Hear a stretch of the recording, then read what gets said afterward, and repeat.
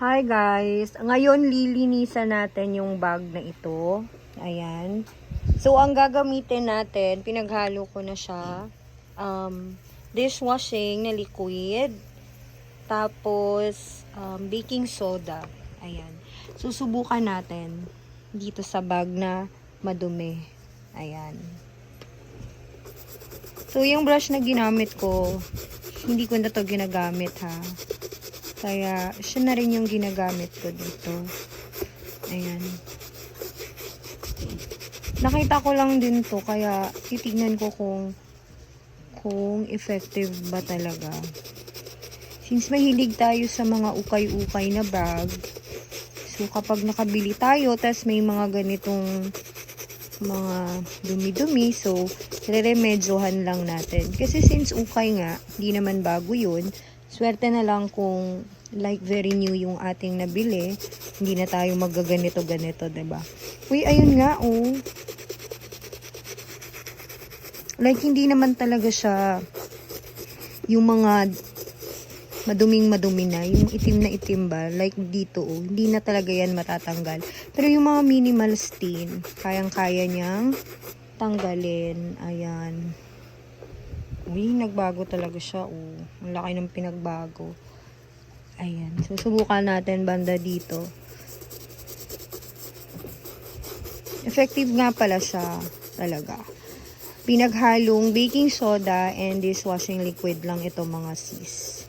So, kapag kayo ay nakabili ng mga ukay-ukay na bags or second hand na mga bags, kapag medyo may kadumihan, kagaya nito, pwedeng-pwede lang sa baking soda plus pinaghalong baking soda and dishwashing liquid. Yan. So, kaya siyang linisin talaga. Ayan, oh. Nalinisan ko na yung sa harap, pero meron pang konti na lang. Sa gilid, hindi ko pa siya nalinisan. So, ayan lang siya. Ay, ang laki ng pinagbago, sis. Tingnan nyo naman, oh. Dito medyo, ano na siya eh, yung maduming-madumi na talaga. So, try natin kung kakayanin pa ba talaga ng powers ng ating baking soda. Pero kung hindi na, at least, diba, yung ibang part, naging maputi na. O, diba? Kaya mo na itong ibenta, sis. Double the price, diba? So, dito banda, medyo naglighten na siya, and malinis na siya tignan. So, ayan. Ay, sorry.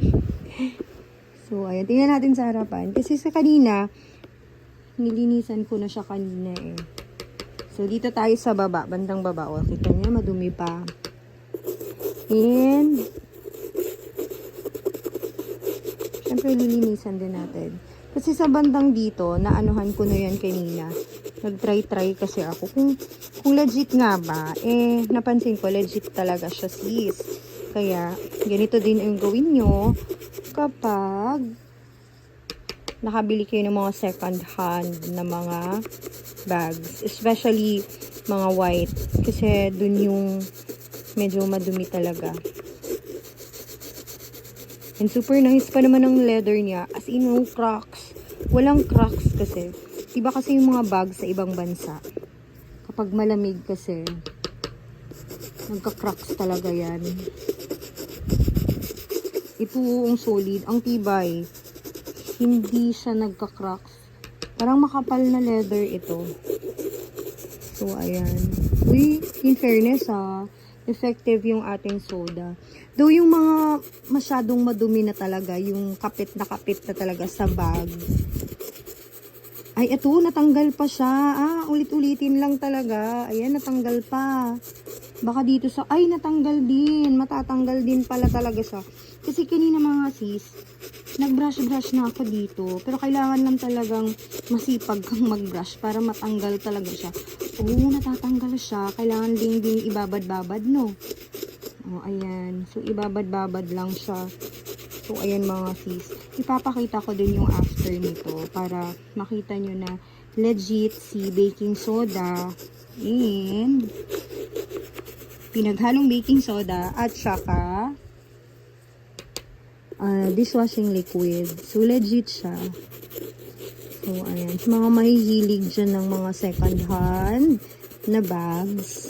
Tapos, hindi ninyo alam kung paano siya re-remedyohan na maging mukhang maganda or malinis ba?